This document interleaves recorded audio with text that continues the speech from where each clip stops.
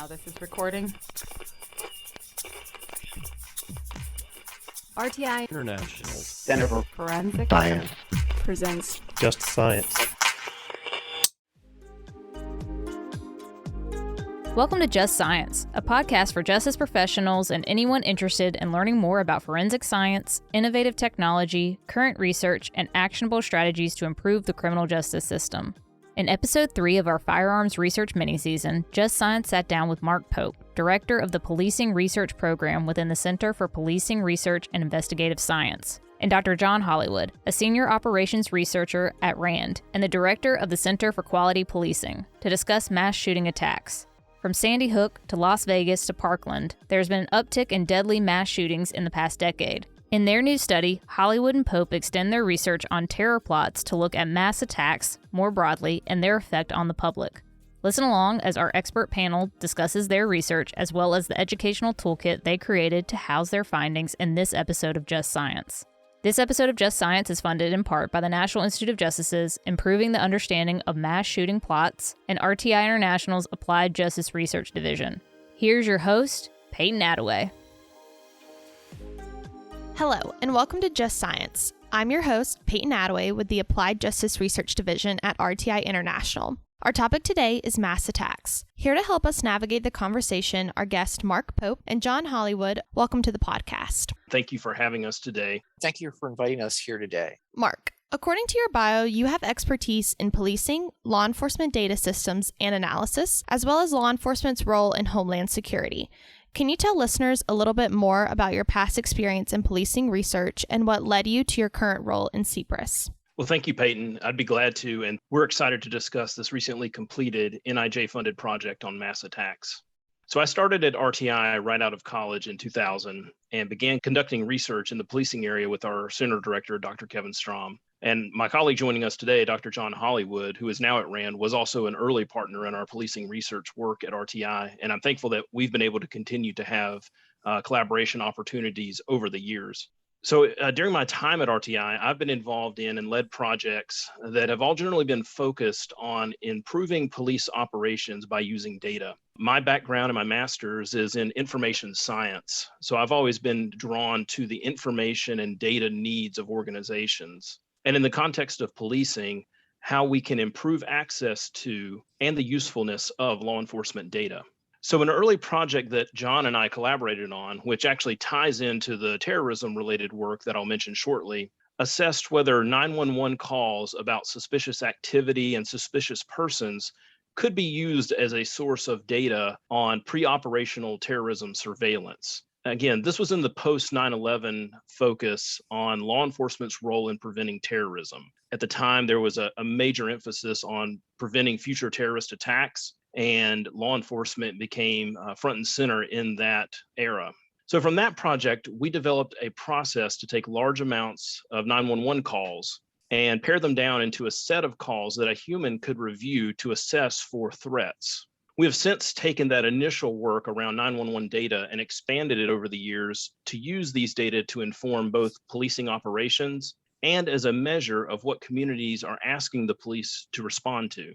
This has become very important over the last 18 months after the killing of George Floyd, as communities are reassessing what types of 911 calls police should respond to and whether there are alternative response strategies that don't involve the police. So we've been able to analyze 911 data for a number of cities to help them make informed decisions in this area.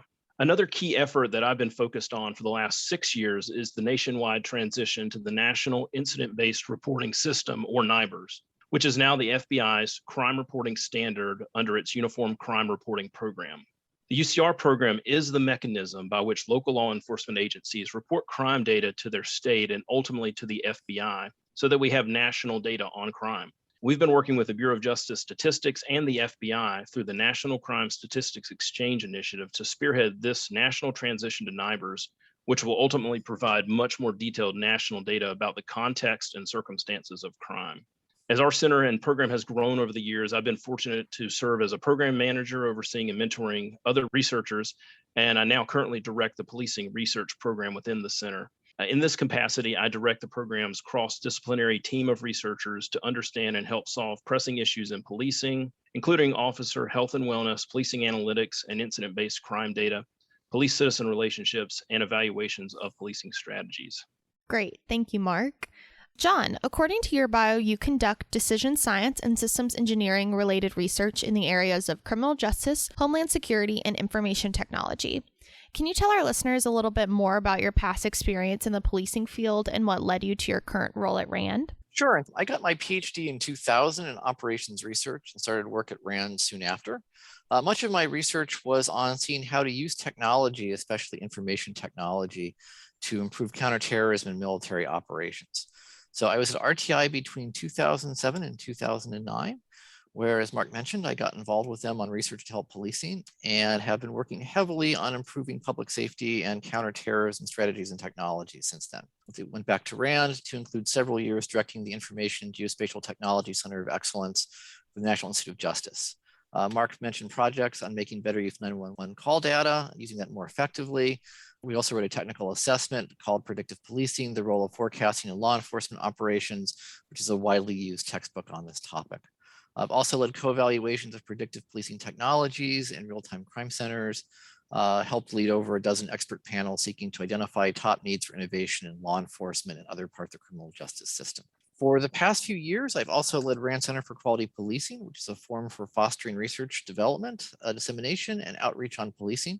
Center brings together about 100 RAND researchers who collectively are interested in improving the state of public safety in America. Thank you, John. Before we get started, Mark, could you tell us a little bit more about RTI's Center for Policing Research and Investigative Science and the work that you all do? RTI's Center for Policing Research and Investigative Science conducts research, technical assistance, and training projects across a range of topics related to policing, investigations, and forensic science. Our goal is to address the critical issues and challenges facing law enforcement in the 21st century through science-based research and evidence-informed solutions. So to meet this goal, we actively partner with federal, state, and local law enforcement agencies and other stakeholders such as crime labs and medical examiner and coroner offices. A key focus of our work is that we collaborate with these partners on research projects to ensure our work has direct implications for the field and to help build the foundation of evidence-based policing. We have an amazing team of multidisciplinary researchers, which includes criminologists, data scientists, behavioral health specialists, practitioners, and analysts, including staff with direct law enforcement and forensic experience. And we believe that this diversity in skills and experiences, when applied to research, technical assistance, and training projects, can help the field move toward a better understanding, outlining, and addressing 21st century policing and investigative challenges. And John, could you tell us a little bit more about RAND's Center for Quality Policing and the type of work that you all do? Sure. The RAND Center for Quality Policing, it's a forum to foster the research, development, dissemination, outreach related to improving the state of public safety in America, bringing together around 100 researchers. I think, like your organization, also covers very much the full gamut of many different areas of expertise, many different areas of practice, many different professional skills, just all linked by the desire to improve policing in America. Our findings are of interest to police at all levels, law enforcement technology developers, law enforcement policymakers and funders, as well as the general public. It's part of the Justice Policy Program within RAND Social and Economic Wellbeing Division. And specific topics that we currently have research findings on include how to transform public safety in general in the post-Floyd era. We have findings on COVID-19 and policing, how to improve with that, various bulletins for practitioners, as well as various bulletins for technology developers and acquisition personnel, and finally, tools and findings for budgeters and planners. Can you both give us the high-level overview of your work together studying mass attacks and law enforcement's role in preventing and responding to them? This work actually started about 10 years ago, which led directly to the current study that John's going to talk about in a minute. When we studied law enforcement's role in preventing terrorist attacks. So we just passed the 20-year anniversary of the 9/11 attacks.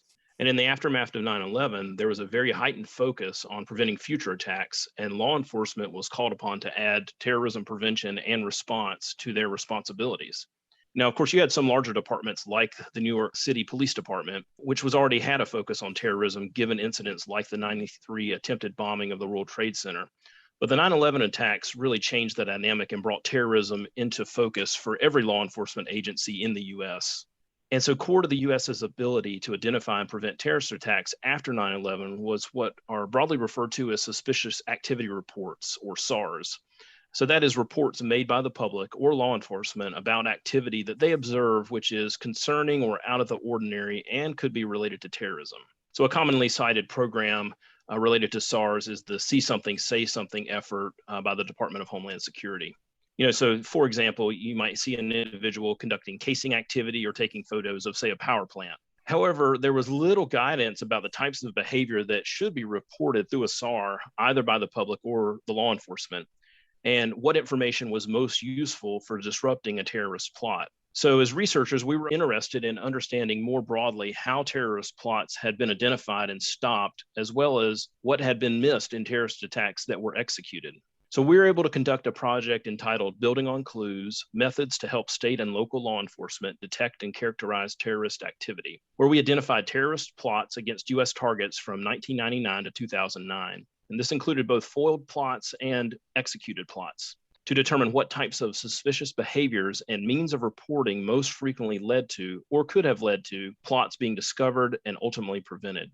For each of these plots and attacks, we reviewed publicly available information about each one and extracted data on their meaningful characteristics, the initial clues of the terrorist activity, what evidence led to a full-scale investigation, and how these investigations progressed. Some key things that we found when we analyzed these plots was that suspicious activity reports were most useful when the behavior being reported was atypical, significant in terms of the person's commitment on the part of the suspect, that the report was coming from a credible source, and it was specific enough to permit a true evaluation and follow-up. Another key finding from this initial project was that more than 4 in 5 foiled terrorist plots from the data we analyzed were discovered from initial clues that came from law enforcement or the public. A key point here is that in each community, the people that live there and the law enforcement that serve the community are most attuned to the norms of that community and are in the best position to recognize and report suspicious activity that could be terrorism related. So we fast forward to the 2010s, and terrorism is much less of an overt focus for the United States. But across the country, we're seeing an increase in non-terrorism related mass attacks, particularly mass shootings, where there was no clear ideological motivation behind the attack. So this, of course, would include high-profile mass shootings such as Sandy Hook Elementary, the Las Vegas shooting, and Parkland High School. Once again, law enforcement is on the front line of both preventing and responding to these types of attacks, and the public plays a vital role in bringing these plots to light. And so that's what leads us to the current study that John's going to discuss. So in this new project, we wanted to extend the research we had done on terrorist plots to look more broadly at mass attacks on the public, especially with mass shootings. The first goal with this research was to characterize how these plots have been identified and foiled, and what sorts of things have gone wrong when they were not. A second goal was to find ways to further reduce casualties on scene for plots that occur. And then the third goal is to take our findings and do something different than a typical academic report or journal article. Preventing and responding to attacks are both very complex undertakings with many activities and stakeholders involved, and our research strongly reinforced this. So we wanted to create something that would do justice to the full attack prevention and response enterprise while making it reasonably understandable and accessible to readers. We wanted to put all our findings in an educational toolkit that will be more widely applicable and engaging, make it easy to find for readers to find the information they need, point to resources to provide more detail as needed, and make it easy to keep it updated over time. Whereas with a standard 100-page report, once it's published, it's over. So the project included 4 tasks. First was creating a large database of plots to attack bystanders in public places. We considered a total of about 1,000 different plots. Over 600 of them actually got through all checks and were coded up. The team reviewed and assembled cases from several dozen prior databases on mass shootings and mass attacks to do this, including our own database from the prior work on terrorism plots. The team also conducted extensive internet searches, especially over the past 5 years. I'd say that probably finding foiled plots and plots besides mass shootings were especially challenging. Second was interviewing dozens of subject matter experts from a wide range of types and agencies and roles to get their perspectives on attack prevention, response, and follow-up. The third was a detailed literature review to identify specific tips on prevention and response that were especially actionable and should be included in an overall toolkit, as well as to identify those resources for further reading that provided more detail on specific topics. Once that was done, the fourth task was to assemble hundreds of pages of notes and findings into a coherent educational toolkit that would hit the most actionable points in prevention and response and give readers more detailed information and references as needed. To do this, the toolkit is set up hierarchically, showing arriving readers top findings and then guiding them to more detail in each major activity in prevention and response, and then out to resources as needed. We had the draft toolkit reviewed by an advisory panel of a dozen subject matter experts who provided vital insight that greatly improved the final product. The resulting toolkit provides a guide preventing and responding to mass attacks systematically, going end to end across what we call the mass attacks defense chain, a systematic set of phases and activities to prevent attacks, reduce casualties for attacks that do occur, and follow up afterwards to provide services to bystanders, responders in the community to support resilience and recovery, as well as learn for future attacks. That third phase, following up after the attack, was added to the toolkit after research made it clear it was needed. The toolkit also links to hundreds of resources to help readers with varying roles and interests in prevention and response. So, do you guys have any data or information that shows the impact of the research that you've described? Sure. Well, going back to the original Building on Clues project, the findings from that project got high-level visibility within the Department of Homeland Security. And in fact, then DHS Secretary Janet Napolitano cited our finding that 80% of terrorist plots were discovered from clues provided by law enforcement or the public before Congress. Again, the goal here was bringing attention to the daily activities that were being done by law enforcement and the public to prevent terrorist attacks, rather than seeing preventing terrorist attacks as an intelligence agency-driven or data fusion effort. There was also wide-scale training of law enforcement for the nationwide suspicious activity reporting initiative that cited this work. For the current project, the toolkit hasn't been published yet, but those experts who have seen previews have tended to be excited about it, wanting to get it out to the field quickly. If anything, the biggest criticisms have usually been asking for more, especially for us to provide ongoing training classes, technical assistance, provided expansions in specific areas of material, which aren't part of the current project, but we hope will be in the future. What were some challenges to completing your research? Yeah, there were a couple of challenges I wanted to highlight. The first was, how do you define a mass attack or mass shooting? One challenge with research on mass attacks and mass shootings is how you define them. And this is important to us because it impacts the cases that we identify to include for analysis. So there's no single definition of a mass attack or mass shooting. Researchers have used different definitions over the years. A common attribute generally, though, for all of them, for the research done in this area, is that they usually involve a minimum of 3 or 4 deaths or intended deaths, not including the perpetrator. So that's kind of the baseline of where we start with. However, if you're just using that number of individuals killed or intended to be killed, you may also include incidents related to gangs, organized crime, and domestic violence, where there were 3 to 4 plus victims. And so while these types of incidents are an important public safety issue and critical to address, our study was focused on mass attacks where the unaffiliated public is deliberately targeted. So we took into account who the victims of the attacks were and their relationship to the perpetrator. We also considered the location of the attack or planned attack to ensure it occurred in a public space, such as a mall or other location where the public gathers, including schools and workplaces. So ultimately for our project, we defined mass attacks and mass attack plots as any violent attack or plot to engage in an attack in a public space, where public spaces include schools and workplaces in the United States, that endangered or was intended to endanger the lives of 4 or more people.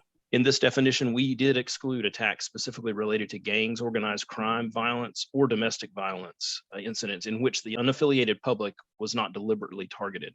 So for example, under these inclusion criteria, a domestic violence situation where 4 or more family members were killed in a home, we would not have included that case.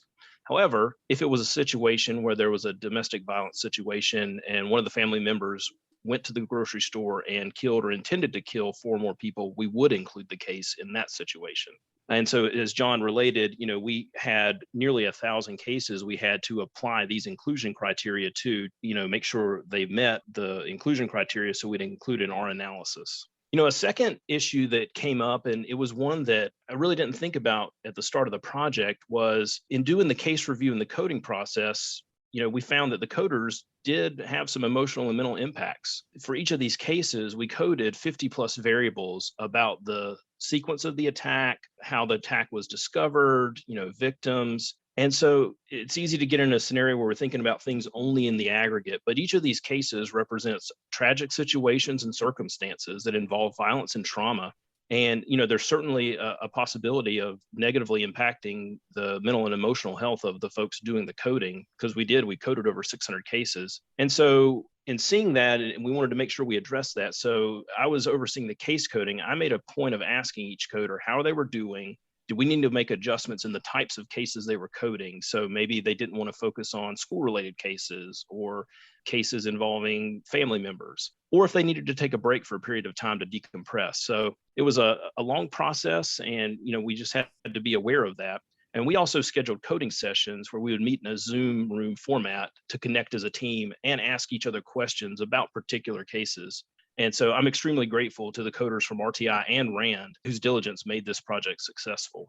That's a great point, Mark. I think a lot of times we, as researchers, are really focused on, how these incidents impact police, especially in our Center for Policing Research and Investigative Science. But oftentimes, too, us as researchers, our mental and emotional health is also impacted in a lot of ways. So it's great to hear that you incorporated that into the project. And John, is there anything that you would like to add? Absolutely. I mean, I would say key challenge of the scale and complexity of the project. 600 cases, each with 50 variables, and the stress of doing that coding and finding the cases, conducting dozens of interviews, often on sensitive matters, looking across hundreds of references, basically altogether looking at hundreds and hundreds of pages of findings and supporting notes, boiling all of this down to something tractable for a consumable website was quite the challenge. Further, the design of the toolkit itself to make all this contact about something as complex as attack prevention and attack response, focused and accessible, took a great deal of effort, and multiple rounds of review and revision with our experts was extremely helpful to be able to do that. Can you guys tell us a little bit about what the next steps are for your project and work together in this area? First, I would say we're looking at emerging areas that are coming out of this. I'd say probably the part of looking at what to do following the attack after the immediate response to support community response and resilience, provide for the victims and responders, as well as learn from the event. There's some material on it, but much less so than for how to detect and prevent attacks and how to do the immediate response for attacks, both of which have seen a lot of effort over the years. In terms of specific recommendations that we have, the top finding that we have for everyone is what we call the power to prevent. Remember that earlier, Mark mentioned that we found that about 80% of terror plots were foiled domestically through law enforcement of the public. So the similar takeaway here is that almost 2/3 of foiled plots in our data were foiled due to public reporting of direct threats to kill, as well as activity directly related to attacks, like trying to recruit for plots, stockpiling weapons of training for an attack, or conducting research on how to kill large numbers of people. The vast majority of suspicious activity reports, which is made very clear from talking with our subject matter experts in interviews, end up being handled outside the criminal justice system, often leading to people getting the help that they need. And then the reports that come in need to be assessed and then addressed with what we call relentless follow-up.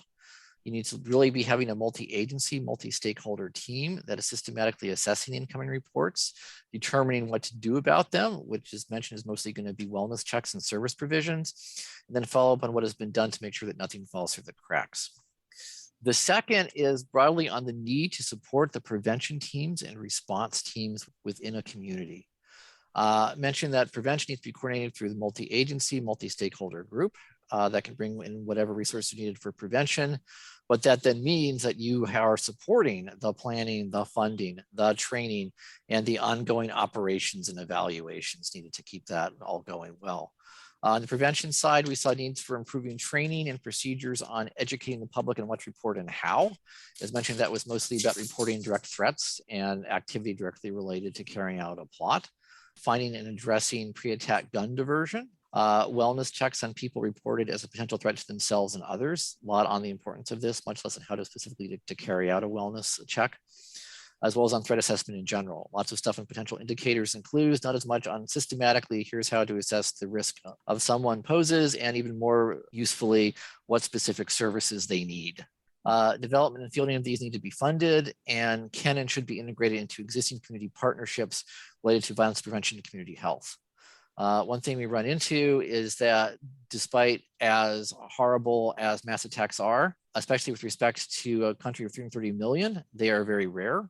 So maintaining vigilance is very difficult. But if you can integrate that with existing community and violence prevention and services, we think you can be in a much better shape to maintain that. Similarly, on the response side, we repeatedly heard and saw the need for integrated responses to attacks, starting with bystanders on-scene security, then bringing in responding law enforcement, but also fire, EMS, emergency management, even people who would be responsible for handling incoming bystanders, family, reporters, and then from there, smoothly transitioning to carrying out follow-on responses and services for the community, bystanders, and responders.